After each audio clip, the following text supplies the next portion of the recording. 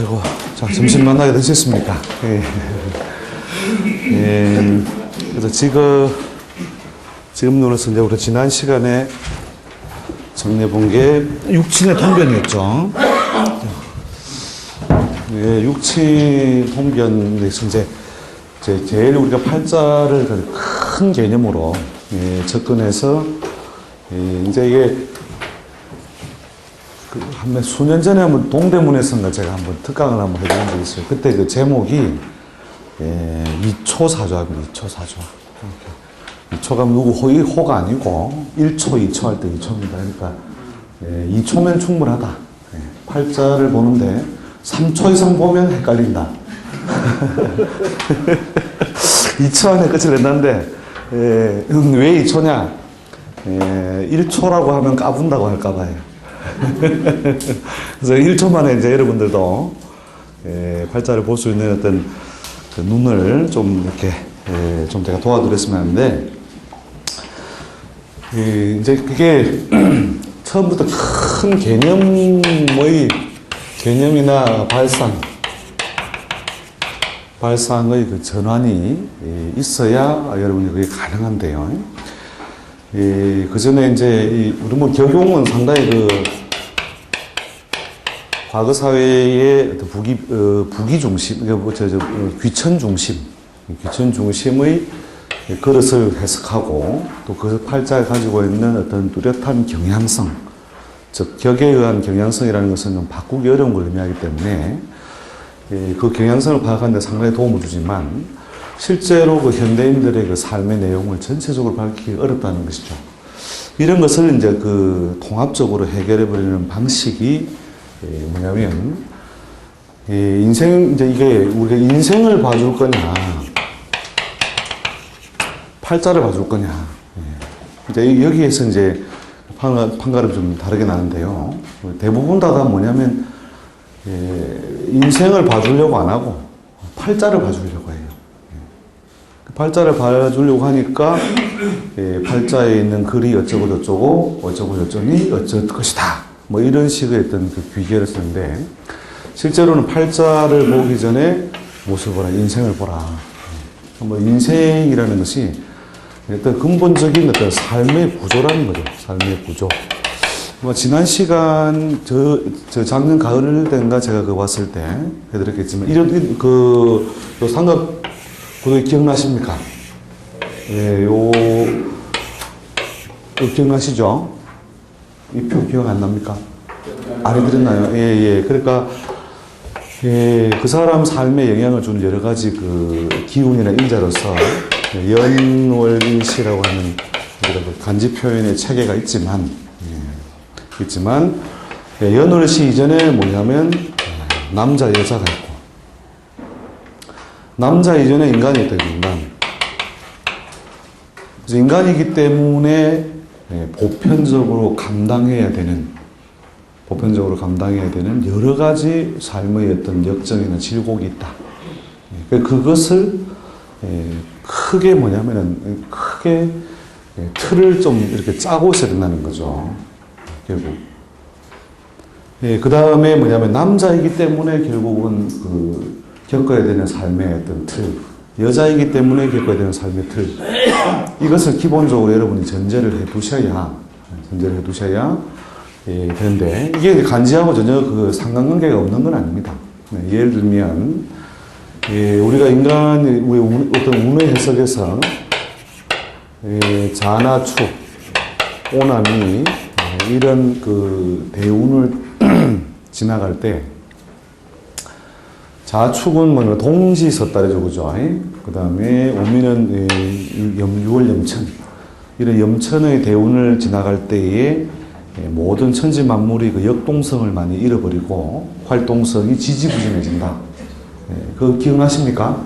그래서 그런 어떤 운의 해석에서도 그렇고, 또 팔자 내에 이런 인자들이 많이 발생하면 조후절이, 팔자 안에 들어가 있는 것은 섣달과 동지달의 기운이 있다는 것은 그래서 조후적으로 쏠림 현상이 많이 발생함으로써 삶을 역동적으로 바꾸는데 방해를 받는 인자로서 작용하게 된다. 이건 뭐냐면, 어떤 인간이라도 키 큰 사람이나 키 작은 사람이나 노랑머리나 빨강머리나 남자나 여자나 할 것 없이 뭐예요? 음력 6월 염천에 이르면 6월 염천에 이르면 전부 다 옷을 얇게 입고 다니고 동짓을 하려면 누구나 다 옷을 두텁게 입고 다니는 작용이 발생함으로써 조후 실조에 의한 영향을 받는다. 뭐 이런 것들이 그 인간이기 때문에 겪는 것. 이런 구조를 먼저 생각하셔야 된다 했죠. 그죠? 그래서 이제 이 전체를 아울러서 하는 게 인간으로 태어나 살아나간다는 것. 아니, 남자 아니면 여자, 둘 중에 하나를 선택해서 살아간다는 게 뭐냐면 인생인데, 자, 인생이라는 건 사람이라고 하는 것이 뿐만 아니라, 천지에 생명이 있는 것. 이건 생이죠, 그죠? 생이 있고, 명이 있는 것. 그리고 생명 또는 생명력이 있는 것은, 무엇을 짝을 지어 사는데, 이 짝이라는 것이 남녀간의 짝을 말하는 것이 아니라, 얼음을 우리가 테이블 위에 올려놓으면 어떻게 됩니까? 그게 가만히 있습니까? 아니면 움직입니까? 얼음을 여기 테이블 위에 얹어놓으면 시간이 지나면 어떻게 돼요? 녹는데 움직여요, 안 움직여요, 얼음이? 물로 움직이죠. 그러면 이렇게, 살았다, 죽었다의 차이점은 뭐냐면, 죽었다의 차이점. 옛날에 한번 아주 고급방 강의를 할 때, 제가 저걸 갖다가, 강의 수준을 제가 파악을 해서 하려고 설문을 했어요. 살았다와 산 것과 죽은 것의 차이점을 쓰시오. 이렇게 했더니, 어느 한 분이 이렇게 썼더라고요. 둘 다 똑같다. 제가 정답 처리해드렸는데, 뭐, 산 거나 죽은 거나 뭐 비슷비슷하다. 이렇게. 근데, 살아있다와 죽었다의 물리적인, 물론 우리 보편적으로 말하는 생명에 있다는 유기대사가 있느냐 없느냐, 뭐 생물학적으로 이야기하면요. 그렇겠지만, 역학적으로 볼 때는 살았다 죽었다의 기준이 뭐냐면 움직인다. 자, 움직인다라고 하는 것이 자, 움직이는 것을 통해서 무엇이 증거가 되느냐? 생명력이 있음이 증거된다는 거죠. 즉 얼음도 어떻게 돼요? 따뜻한 곳에 두면 요게 오행적으로 따지면 얼음은 뭐예요? 오행적 수에 속하죠, 그죠? 그런데 무엇을 만나니? 따뜻한 기운을 만나니, 그죠? 따뜻한 기운을 만나니까 어떻게 돼요? 자기 자신의 모습을 지키지 못하고 움직임이 발생하죠. 흘러버리죠, 그죠? 그래서 살아있는 것은 전부 다 뭐냐면 반대 것을 짝지어 쓴다는 거죠. 얼음에 더 차가운 기운을 더 보태면 어떻게 돼요? 얼음이 어떻게 움직여요? 더 굳어버려요. 더 굳어버리죠. 그죠? 그래서 서로 음량적으로 결국 반대 기운이 와 있으면 움직이는 것이고 음량적으로 반대 기운이 없으면 활동성이 크게 떨어진다는 것이죠. 이해되시죠? 어떤 의견을 모르겠습니다. 어떤 강의를 들으셨는지 모르겠지만 우리가 이제 음량에 대한 큰 어떤 뜻으로서 이렇게 정리를 해두셨다면 뭐 당연히 아실 거라고 보면 돼요. 그래서 결국 음량은 음이 음을 만나면 역동성 상실이죠, 그죠? 그 다음에 음이 무엇을 만나면 양을 만나면 생산력, 또 양이 지나쳐서 발산하는 것을 어떻게 해요? 에워싸야 형태를 갖추어서 생명력이 있는 것으로 가고, 양에 양을 더하면 어떻게 돼요? 발산하여 그 형태가 사라져버리죠. 그죠? 음을 갖다가 모여서, 굳어서, 식어서, 차가워져서, 엉기는 기운이라고 한다면, 양은 뭐예요? 더워져서, 튀어나가서, 펼쳐져서, 에워싸여질 수 없는 기운이 모여있는 것이 양이다, 이거죠. 그래서 그 양의 양을 더도 마찬가지로 생명력을 잃어버리게 되는 것이죠. 그래서 결국은 뭐 생명력을 유지한다는 것은 음이 양을 만나거나 양이 음을 만나서 결국은 극단에 이르지 않도록 기운적으로 극단을 이루지 않도록 뭔가 상대가 짝이 있어주는 것이죠. 예, 반자도지동 아시죠?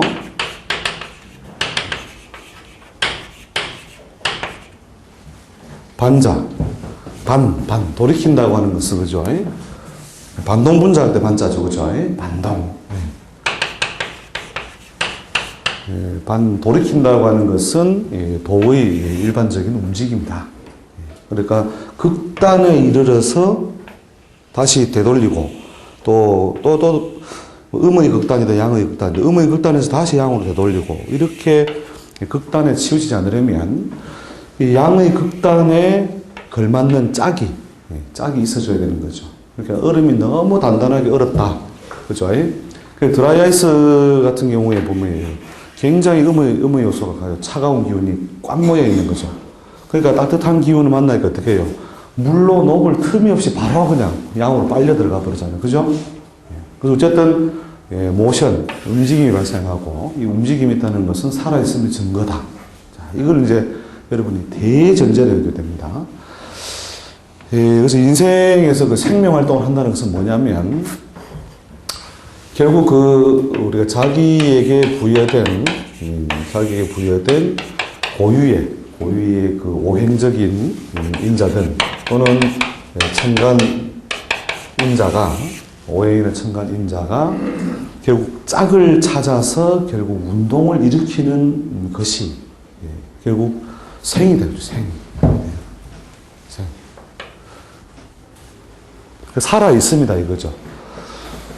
그래서 이제 팔자를 볼 때는 뭐 여러 가지 논리를 가지고 접근을 하고, 뭐 격이 어떠하니 이러하고 저러하고 이렇게 하지만, 인생을 볼 때는 결국 큰 음양의 그 짝을 채우는데, 예를 들어서 일간으로 하면 복잡하니까 오행으로 따져 봅시다. 자, 내가 가지고 있는 기운이 목기운이라면, 목기운과 그 짝이 되는 인자는 어떤 거예요? 오행적으로 반대편에 있는 것이죠. 그죠? 반대편에 있는 것은, 그래서 토나 금이, 그죠? 토나 금이, 이게 뭐예요? 이게 음양적인 관계가 되는 거죠, 이게. 그죠? 그게 오행적으로 반대편이기도 하지만, 음양관계라는 거죠. 결국은 이 음양관계라는 것이 결국은 우리가 극을 해서 나빠진다 이런 게 아니라 짝이 된다거든요. 짝. 우리 처음에 우리 상생설이나 상극설 이런 것을 배울 때도 이제 자꾸 이렇게 여러분들이 가지고 있는 여러 가지 생각의 습성 속에는 기중론적인 어떤 기중론적인 결론에 자꾸 다가가려고 하는 거죠. 저게 좋다는 말이야, 나쁘다는 말이야. 이런 식의 어떤 결론을 얻으려고 하는 거 자꾸요. 근데 인생 아니라, 인생이 어떻게 해요? 큰 자연의 어떤 물결 속에 있다면, 자연은 사실은 그 인간이 분류해 놓은 어떤 기중하고는 전혀 상관없이 그냥 물리법칙에 의해서 높은 곳에서, 에너지가 높은 곳에서 낮은 곳으로 이동하려는 운동만 있는 거예요. 근데 이제 인간의 입장에서 보니까, 이게 자기한테 유리하면은 그게 길한 것이고, 자기한테 불리하면은 흉한 것이다, 이거죠. 그러니까 예를 들어서 뭐 배고픈 어떤 그 원시인하고, 배고픈 사자가 도저히 둘 다 배가 고파서 드디어 이제 정글에 뛰어드는 거예요. 정글에 뛰어들었는데, 도저히 뭐 사람이 보니까 이거 뭐 먹을 것도 없는 거예요. 먹거리가 없는 거예요. 먹거리가 없어서, 아주 인간이 좀 이렇게 좀 인텔리전스가 좀 나으니까 사자가 오는 걸 보고 이런 절벽 위에다가 바위를 딱 들고 여기 스탠바이를 하고 있을 거예요. 스탠바이를 하고 있다가 배고픈 사자도 환장하게 되면 먹을 게 없는 거예요. 고개를 두리번거리면서 이 밑을 지나가다가 어떻게 해요? 돌을 굴려가 돌에 맞아 죽은 거예요. 사자가.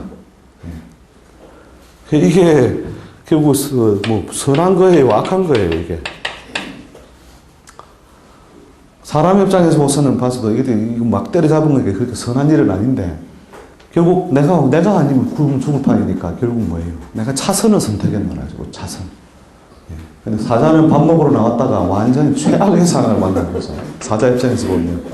이렇게 선악적인 어떤 그 의미를 부여한다는 것은 자기한테 그 이분리, 이롭고 이롭지 못하고 그 입장 차이에 불과한 거라는 거예요.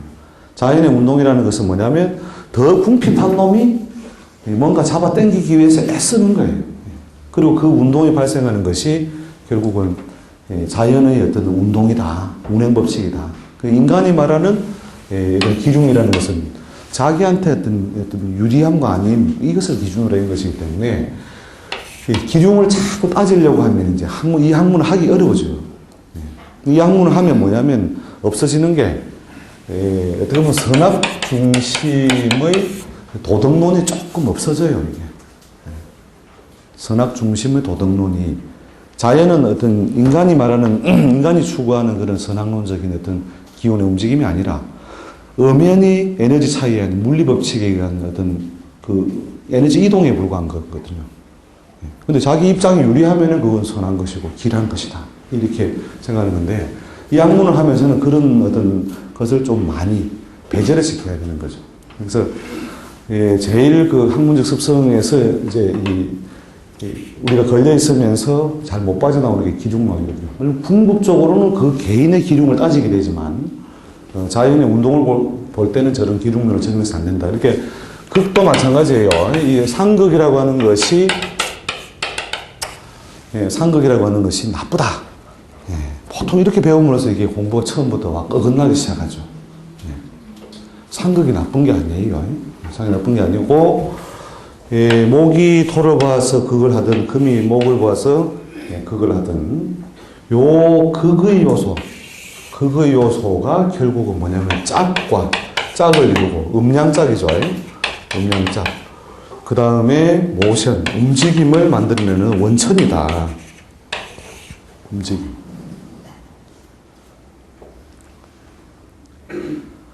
그래서 눈만 뜨면 사실은 뭐냐면 여기 제죠, 그죠?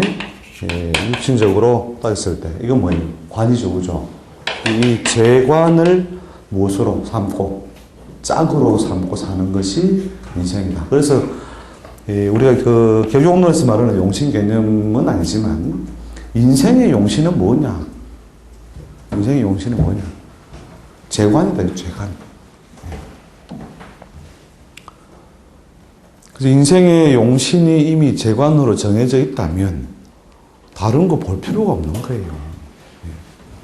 재관이 어떻게 이루어져 있느냐 이걸 잘 따져보면 노는 물이 다르다 이런 거 가지고 나이트가 물 좋다 이렇게 해가지고 그죠? 그 물이 뭐예요? 무대죠, 무대, 환경, 틀, 분위기 그죠? 분위기 좋다, 물 좋다 뭐 이런 것들이 즉 재관의 어떤 조건이 좋다는 거죠. 이렇게 물고기가 뭘 만났다? 물 만난 격, 그죠? 물고기가 물을 만났다. 그럼 환경이 좋은 거잖아요. 이게 좋은 환경에 자기가 던져져서 짝을 이루고 있느냐. 그러니까 여러분이 항상 상대적 감량론이라는 것은 당연히 필요한 것인데, 토끼가 막 보리밭이 수백 킬로가 있다. 토끼 한 마리가 있다. 토끼 한 마리가. 꼬리가 너무 길다. 토끼가 한 마리가 수백, 굉장히 넓은 어떤 보리밭에 딱 던져졌다. 자, 이 토끼는 신약인가, 신강인가? 당연히 죄다 신약이지요, 선생님. 이란다니까요. 그럼 어떻게 되는데? 하여튼 죄다 신약은요, 고생만 하다가요, 이래저래 쇠가 빠지게 일만 하다가 죽는 게 죄다 신약이래요. 저 토끼 입장에서 생각해 보라니까요. 토끼 입장에서 보면은 먹을 게 천지로 널려 있는데, 이게 무슨 죄다 신약이냐 이거예요. 단지 내가 다 먹고 싶은데, 못 먹어서 그게 한이다.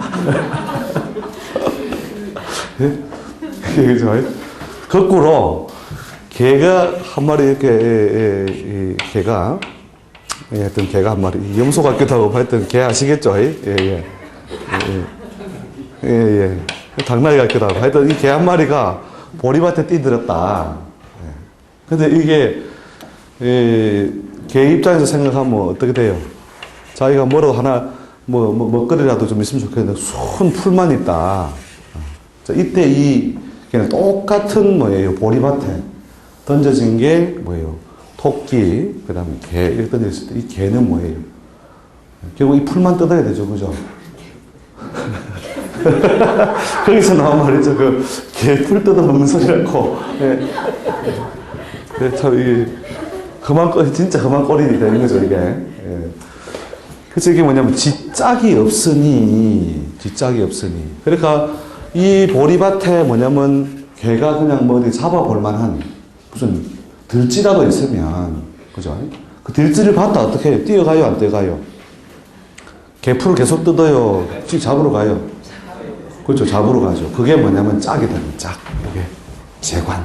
나의 먹이는 어떻게 되어 있다? 고정되어 있고, 그 고정된 인자의 어떤 양상, 생긴 형태에 따라서 그 사람의 행동적인 요소가 결국 짜지게 된다는 거죠. 그게 뭐가 된다? 직업이 된다는 거예요.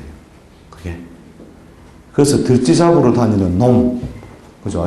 그럼 여우하고 개하고 종자는 다르죠. 그죠? 종자는 다른데 둘 다 들쥐를 쫓고 있다면 결국 둘의 직업은 뭐예요? 들쥐 잡으러 다니는 놈이라는 면에서 똑같다는 거예요. 똑같다.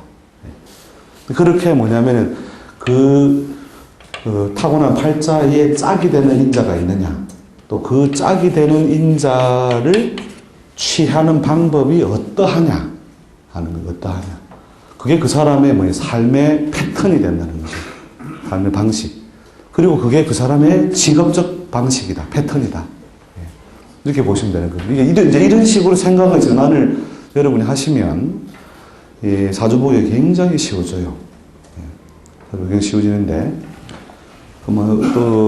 그래서 제가 갖고 있는 워낙 그 생각의 틀들을 한꺼번에 이렇게 개선시켜 드리기가 어려워서, 개선이 될지 개악이 될지 모릅니다. 공부 잘못하면 이게 개선이 아니라 개악이 될 수가 있습니다. 저는 이게 설명한 게 인생의 용신이라고 했어요. 그리고 박찬하 선생님 말이야, 팔자에 용신이 재간밖에 아니라더라 이러면서 이게 말이냐 이러면서 인생, 삶, 생명력이 있는 것으로서의 존재, 그것은 뭐냐, 음양짝을 찾는다. 음양짝은 육친 표현으로 하면 재관이다. 정리되셨습니까? 예. 자, 그래서 이제 재간의 생긴 모양을 봐서 일단 물이 좋구나, 물이 나쁘구나, 환경이 좋구나, 환경이 나쁘구나. 설사 이런 거하고 똑같은 거예요. 우리가 팔자 안에 무슨 충을 배우거나 뭐 이런 걸 할 때 대부분의 사람들이 뭐 나한테 유리한 놈이 좀 더 강하면 좋고 나한테 불리한 놈이 약하면 좋고 이런 식으로 이제 그것도 뭐냐, 강약 기중론이거든요. 근데 우리가 권투 시합을 하는데 뭐냐면 우리 편은 마이클 타이슨이에요. 근데 상대방은 뭐냐면 이제 완전히 그냥 뭐 동네 골목대장이에요. 자, 이렇게 해서 그 빅매치를 한다. 이러면은 대전료를 많이 내고 볼 재미가 나요, 안 나요? 예. 근데 뭐냐면 상대방도 뭐냐면은 동네 주먹이 아니라 완전히 막 동양권을 석권하는 주먹이다. 예. 야, 이 둘이 한번 붙는 거 보고 싶죠, 그죠? 그러니까 뭐냐면 이걸 뭐냐면 여러분이 이제 결국은 희기론도 결국은 뭐냐면 기중론이거든요. 길에 도움을 되는 것을 희, 그죠? 흉에 영향을 더 많이 주는 것을 기, 그죠? 희기구안을 잡죠. 그래서 이 희기론이라고 하는 것이 결국은 그 팔자 해석에 큰 도움이 안 된다는 거예요. 그러니까 뭐냐면 도둑놈도 잘생겨야 된다는 거예요. 도둑놈도. 이게 중요합니다. 잘생겨야. 예. 그러니까 도둑놈이 잘생겨야, 잘생겼다는 말은 무슨 말이냐 하면은 능력이 탁월해야 경찰도 능력이 탁월해지는 거예요. 그렇죠? 도둑놈이 얼빵하면 뭐 경찰이 연구할 필요가 있어요, 없어요? 없잖아요, 그죠? 그래서 결국 팔자 안에는 못난 놈도 힘이 있어야 된다는 거예요. 내가 끓이는 놈도 힘이 있어야 된다. 그러니까 뭐냐면은 내가 새 총을 맞으면 기중론적으로 희귀론을 본다면 상대방이 나를 갖다가 억제하는 게 새 총밖에 없다 이러면은 좋을 것 같죠. 근데 그렇게 해서는 절대 내가 크게 성장할 수 없어요. 유명해질 수가 없어. 새 총 맞고 다쳤다 이런 거는요 뉴스가 안 돼.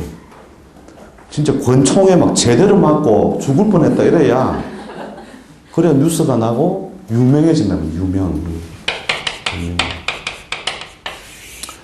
결국 뭐냐면 재도 힘이 있어 잘생겨야 좋고 관도 힘이 잘생겨 좋고 인성도 힘이 있어 잘생겨야 좋고 급제도 힘이 있어 잘생겨야 좋다는 거죠. 그것들을 여러분들이 이제 관찰하는 어떤 그런 패턴으로 관찰하는 습성을 들이면 팔자를 쫙 보는 순간에 이야 이놈 이렇게 되거든요. 이거 사고 내겠구나. 사고 내는 놈이 운을 만나면 큰일 하는 거예요. 아시겠죠? 그래서 근데 이제 이런 것들은 재가 희신이면 급제가 기신이고 이런 식으로 분류하지 마시라니까요.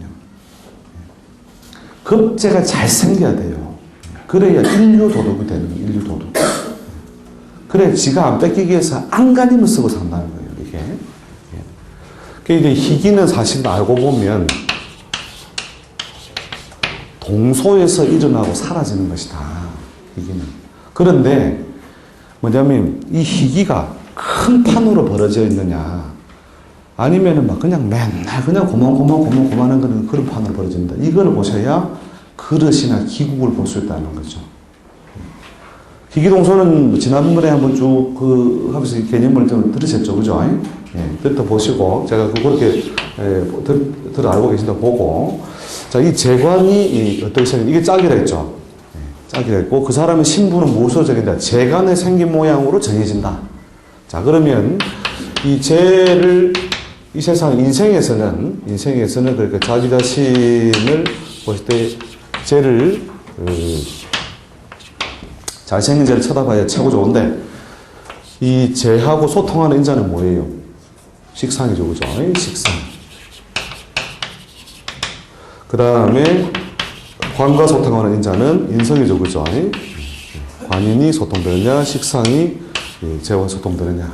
다 이제 여기서 기본적으로 그 직업적인 어떤 모양새가 다 나오죠. 그 다음에 멋지다, 덜하다는 뭐냐면 재가 튼튼하다, 관이 튼튼하다. 그 다음에 거기에 식상이 혈액이 있다, 세력이 없다. 그 다음에 인성이 세력이 없다. 그 다음에 뭐예요? 나하고 덩달아 붙어 있는 놈이 급제죠, 그죠? 비견급제. 비겁이다 이거죠. 비겁이 세력인 남나. 이런 구도로 이제 팔자를 여러분이 보는 습성을 좀 들이면 재관 어느 쪽이든 다 음양짝이긴 한데 팔자를 보면은 관인이 잘 소통되는 모양을 가진 팔자가 있고 그 다음에 식신이 재를 돕는 모양이 잘 소통된 팔자가 있다는 거죠. 요거는 이제 박청아 비빔밥 적용법입니다. 비빔밥 적용법. 그러니까 이게 월에 있든 일에 있든 크게 상관치 아니하고 일단 관인 소통의 인자가 우세하냐 아니면 식신생재의 인자가 우세하냐 이것을 관찰을 하고 그 다음에 재성과 나의 관계에서 식상을 소통하느냐 바로 쓰느냐 그 다음에 관성은 있는데 인성소통이 있느냐 없느냐 관인소통이죠. 요걸 가지고 이제 수만 가지 케이스를 사실은 이 모양새를 가지고 다 구별을 갖다가 해서 기본 분류가 가능해요. 그래서 팔자를 보실 때에 일단 여기 봅시다. 실제 사주를 보면 이게 훈련이 쉽게 되는데 재성은 있는데 식상이 없다. 재성과 식상 있을 때 표를 만들면 있고 없고를 표를 만들면 되겠죠, 그죠? 재성 있고 식상 네 가지 비슷하다, 그죠?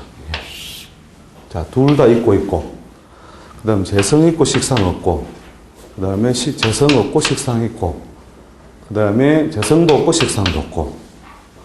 저렇게 이제 분류해 볼 수 있겠죠, 그죠?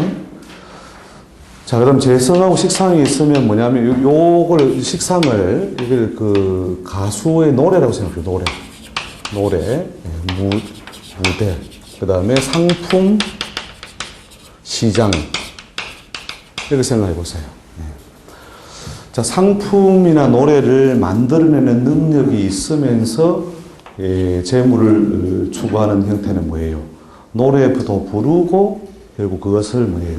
시장에서 바꾸어 나가는 형식을 취하게 되는 거죠. 그죠? 일반적인 제조, 유통, 제조나 유통이 저기에 해당한다고 보시면 되고, 대체로 다, 그 다음에 이제 그 자기가 능력을 발휘하거나 솜씨를 발휘해서 결국은 상품화하는 그런 형태의 장사나 사업이 다 여기에 해당한다.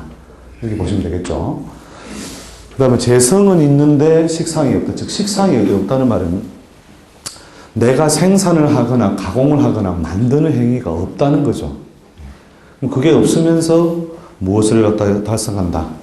재를 취해낼 수 있다는 말은 대체로 유통이죠, 유통. 그죠? 유통. 이거는 뭐냐면 생산 유통. 유통이 되겠죠, 그죠? 그 다음에, 재물의 속성에 따라서, 식상도 없는데 변제를 팍팍 땡겨온다면 뭐예요? 투기성입니다. 투기사. 손 안 대고 코 푸는 사람. 그래서 능력이 대단한 사람. 그렇게 유출할 수 있겠죠, 그죠? 자, 거꾸로, 그 다음에 이제, 식상은 있는데 재성이 없는 사람. 노래는 곡목을 막 여러 개를 준비했는데, 무대가 자꾸 잘 오지 않는 사람이죠. 그죠? 그래서 이게 뭐냐면, 일단 적극적인 경제 활동을 통해서 상품화나 현금화를 못하고 있는 경우니까, 주로 이 경우는 단순 제조. 재미는 다른 사람에 볼지라도, 자기는 단순 제조. 그 다음에 길러내는 행위죠. 교육, 축산, 임업 이런 것들 있죠. 기르는 행위. 축산, 임업. 이런 식으로 기른다. 생산한다. 거기에 더 치중이 되어 있는 경우죠. 그래서 이런 경우에 이제 재주는 많은데, 이게 세력이 있다면 재주는 다양한데, 이상하게 히트가 잘 안 되는. 그래서 할 수 없이 재료나 만들어서 공급하는 그런 어떤 모양새의 삶이 연출되는 것이 여기에 해당하는 거죠. 그죠? 자, 그 다음에 이제 재성도 없고 식상도 없다라고 하는 것은 당연히 어디로 걸어가요? 그럼 다른 글자로 채우고 있겠지 뭐. 그죠? 관인격의 모양새로 결국 찾아 들어간다는 거죠. 그래서 그 관인의 모양이 어떻게 생겼냐를 추려나가는 거죠. 그러니까 이제 요걸 제가 가장 단순화 시켰는데, 이것도 이제 여기서 변형되는 게 굉장히 많아요. 굉장히 뭐냐면, 식신 있고 재 있는데 한 놈은 저 연에 가 있고, 한 놈은 저 시에 가 있고, 이게 잘 소통돼요, 안 돼요? 잘 안 되죠, 그죠? 이런 식으로 이제 그 거리가 멀어서 물이 짓는 효과가 떨어지는 경우. 그 다음에, 둘 다 가까이 있긴 한데, 한 놈은 뭘 맞아 있다? 축 맞고, 현 맞고, 공막 맞고, 이래가지고, 하나가 변태다. 그죠? 어찌됐건 그 신살이 가해져서 삭감되는 것만 생각하면 변태라는 거예요. 변태가 나쁜 말이 아닙니다. 변태에 대해서 굉장히 근데, 정태가 몇 안 되기 때문에, 대부분 다 변태이기 때문에, 그 변태가 나쁜 말이 아니고, 그 변태의 모양새가 좋으면 그게 더 이제 기똥차게 되는 거죠. 그러니까, 여러분, 나무 하나를 키울 때, 쭉쭉 잘 자란 나무보다, 바위 틈에서 막 비틀려가지고 막 억지로 막 살려고 하는 거 보셨죠? 그래, 등산해 보시면, 막 이렇게 막 변태적으로 자라는 나무들 있죠? 어느 게 나무값이 비싸요? 목재값으로 치면 이게 비싸죠, 그죠? 근데 실제로, 그죠? 같이 좀 이게 더 비싸죠, 그죠? 그래서 변태도 잘생기면, 변태가 원래요, 성공 더 많이 해요. 그러니까, 충이 없는 인생보다 충 있는 인생이 훨씬 더 역동적으로 인생의 결과를 이룬다. 그러니까, 경충파의 대강들, 물론 파나 해 이런 정도는 그 정도가 굉장히 약하기 때문에 변태를 만드는 정도가 약한데 이 형이나 충이나 눈에 두드러진 이런 어떤 그 신살이 없는 팔자들이 오히려 무골호인이 해가 기분 좋다 이러라고 인생은 아름답다 이러면서 한 잔 묵자 이러면서 그러니까 오히려 인생을 크게 바꾸지를 못하는 거예요. 그게. 그래서 변태도 잘생긴 변태가 최고 좋은 거거든요. 그래서 그걸 이제 옛결에 이렇게 나오잖아요. 사주유병의 우익이라는 거 들어보시죠, 그죠? 사주에 병이 있어야 오히려 더욱더 귀한 것이다. 그 말 나오더만. 아무튼 요 논리로 쭉 정리를 해보시면, 이 사람은,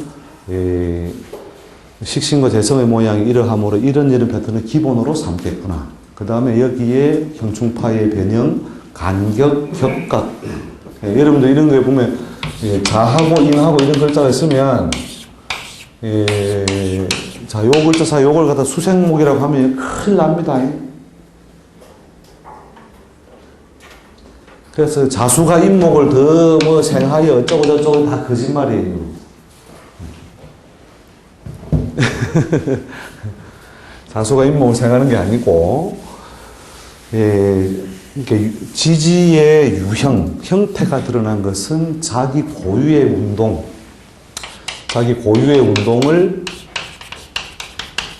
고집한다는 고집.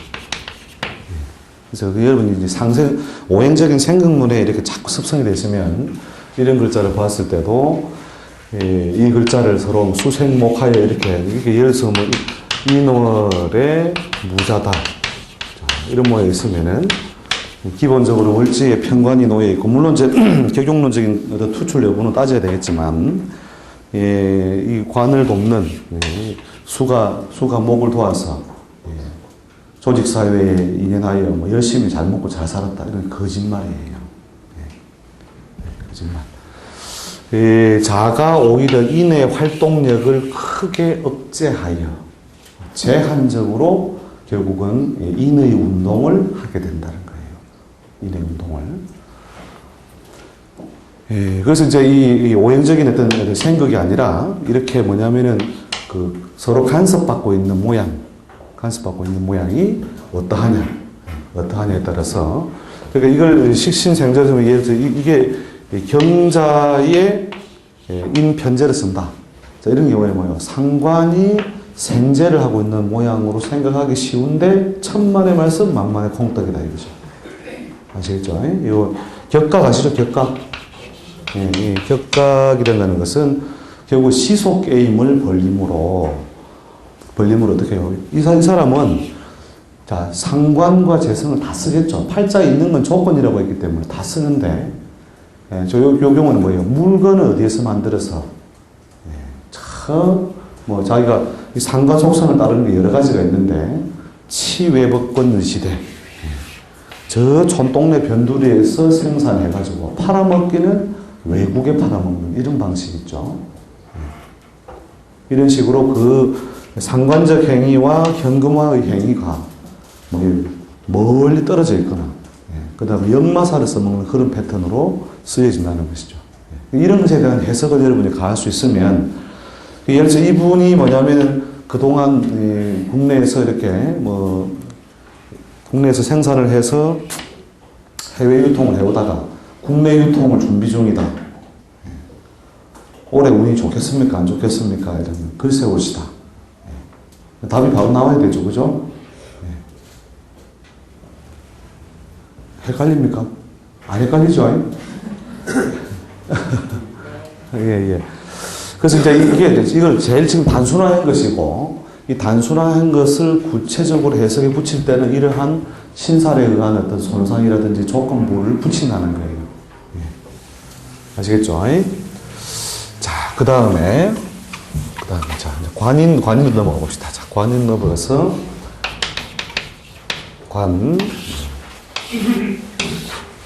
그 다음에 인성. 자, 관은 있는데, 관이 있고 인성이 있다. 이건 관인소통이 되겠죠. 그죠? 관인소통으로 조직사회, 관리자를 통한 뭐 실력자. 이 실력자라는 것은 최소한 관리자 그 최고에서 임원 이런 정도의 사회적 위치를 말하는 겁니다. 그 다음에 관은 있는데 인성이 없다. 인성이 미흡하다 이러면 인성은 뭐라고 했죠? 결재권이라고 했죠. 자, 그렇게 계급장은 있는데, 즉 조직은 있는데 결재권이 약하다. 그 말은 무슨 말이에요? 큰 조직에 가더라도 예, 어디 보냐? 관리자, 조직사회 관리자에서 실력자다. 예. 자, 그 다음에 이제 조직사회, 큰 조직사회에 가담은 되어 있으나 나에게 큰 결재권이 없으니 내가 그 권력을 행사할 수 있는 것이 한계가 있다. 즉, 조직사회에서 감투가 낮을 때에는 별 무리 없이 조직생활을 하다가 일정 정도의 감투 발전이 이루어지고 나면 뭐예요? 감투 발전에 굴곡이 생겨나든지 또 일정한 감투를 이룩하고 나서 갑자기 조직사회와 인연이 멀어지겠죠. 그죠? 결국은 나에게 결재권을 주지 않으니 내가 정결할 수 있는 권한이 없으니까 분명히 높은 계급장을 유지 못한다는 뜻이거든요. 통상 이런 모양일 때 잘생긴 모양도 보통 임원을 그냥 한 번 하면 보통 그만두는 경우가 대부분입니다. 작은 조직일 경우. 큰 조직에서는 아예 관리자 최고의 살짝 맛만 보고 그만두는 경우가 대부분이죠. 자, 그 다음에 이제 관성이 없는데 인성이 있는 경우. 자, 이 경우가 또 비극이죠. 즉, 인성이 세력을 가지고 있다는 말은 직업이 글과 학문 자격을 통해서 이룩할 수 있다는 뜻인데 글과 학문은 마땅히 무엇을 구하는 것이다? 벼슬과 명예를 구하는 것이라. 글은 읽어서 세상을 경영하고도 남는데 거기에 어울리는 벼슬은